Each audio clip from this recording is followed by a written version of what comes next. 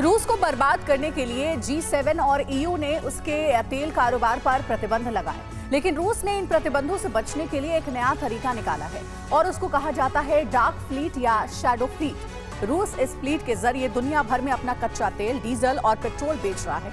इसके साथ ही बाल्टिक सागर में पूरे यूरोप के लिए ये शैडो फ्लीट खतरा बन गया है। देखिए पुतिन की शैडो रणनीति क्या है, कैसे तेल ले जाने वाले टैंकरों का सैन्य इस्तेमाल किया जा रहा है और क्यों ये यूरोप के लिए खतरा बनते जा रहे हैं। युद्ध लड़ने के लिए हथियार जरूरी हैं और हथियार निर्माण के लिए धन।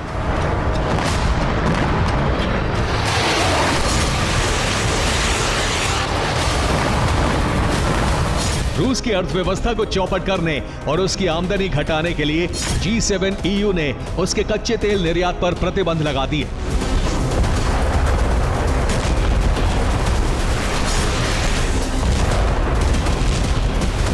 ताकि रूस को जंग लड़ने के लिए पैसे न। रियल एस्टेट में कैसे बने प्रॉफिटेबल ब्रोकर, अपने सपनों की डील को सच में बदलें। डाउनलोड करें फ्रीडम ऐप और बने एक प्रोफेशनल ब्रोकर। मिल पाए और वो हथियार खरीद या बना ना पाए।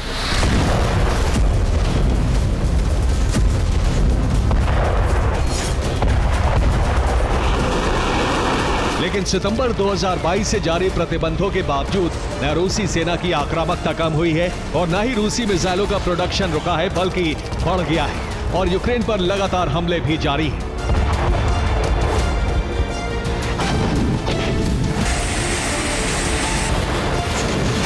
यूरोपीय देशों की रिपोर्ट है कि रूस ने शैडो फ्लीट के जरिए तेल निर्यात बढ़ा दिया है और अब तेल ढोने वाले आम से नजर आने वाले ये टैंकर यूरोप के लिए बड़ा खतरा बन गए हैं।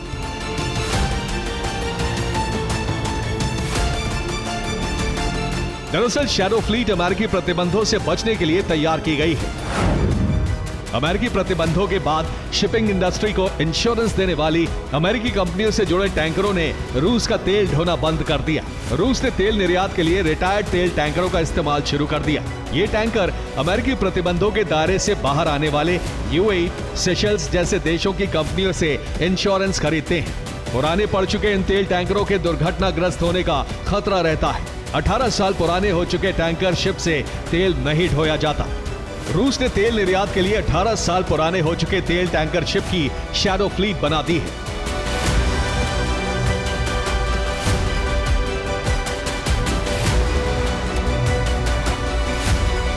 बीते 2 साल से ज्यादा का वक्त बीत गया।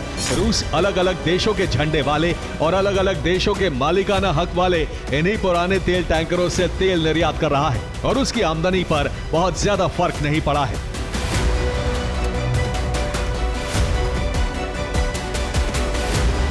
लेकिन बाल्टिक सागर में अब इन पुराने तेल टैंकरों का सैन्य इस्तेमाल करके रूस ने पूरे यूरोप को खतरे में डाल दिया है।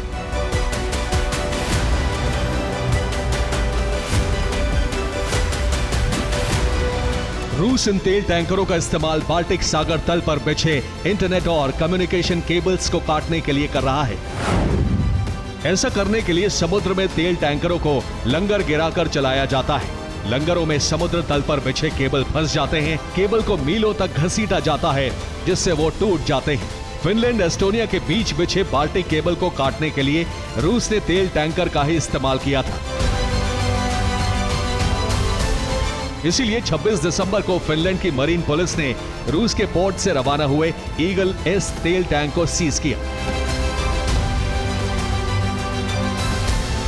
अपने युद्धपोत या सबमरीन को बाल्टिक सागर में उतारने के बजाय रूस ने इन पुराने और कम कीमती टैंकरों को वॉर मशीन बना दिया है। इनके जरिए हाइब्रिड युद्ध छेड़ दिया गया है।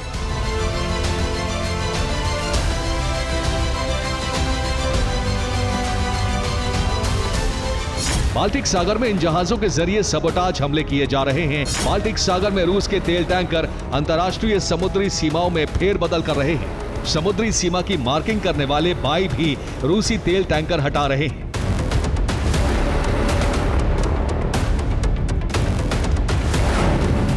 बाई पानी पर तैरता एक परिवहन सूचना यंत्र होता है। इससे जल क्षेत्र में सीमा की मार्किंग की जाती है। सेफ वाटर जोन मार्क किए जाते हैं। इसके साथ ही नावों को संकेत दिए जाते हैं। तेल टैंकरों के साथ साथ रूसी सेना ने भी बाल्टिक में नेटो जहाजों को टारगेट करना शुरू कर दिया है।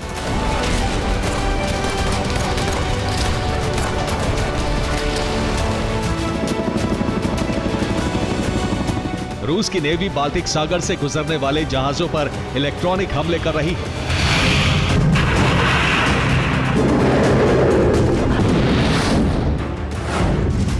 इलेक्ट्रॉनिक सिग्नल से मोबाइल कम्युनिकेशन ठप किया जा रहा है। साथ ही शिप ट्रैकिंग सिस्टम पर हमले किए जा रहे हैं, जिससे बाल्टिक सागर में जल परिवहन बाधित हो रहा है। नेटो देशों के युद्धपोत इससे प्रभावित हो रहे हैं।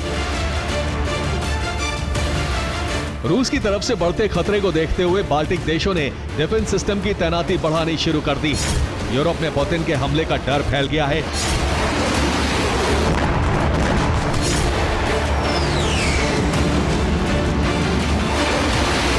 फिनलैंड के विदेश मंत्रालय ने कहा है कि रूस अंडर सी केबल्स के लिए सबसे बड़ा खतरा है।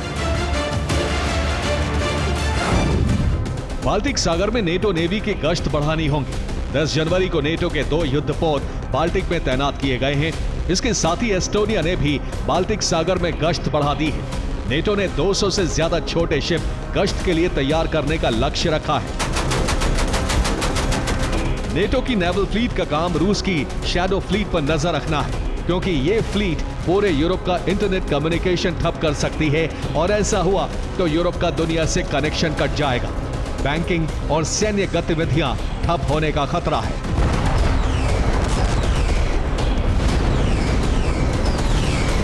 Bureau report, TV9 Bharat.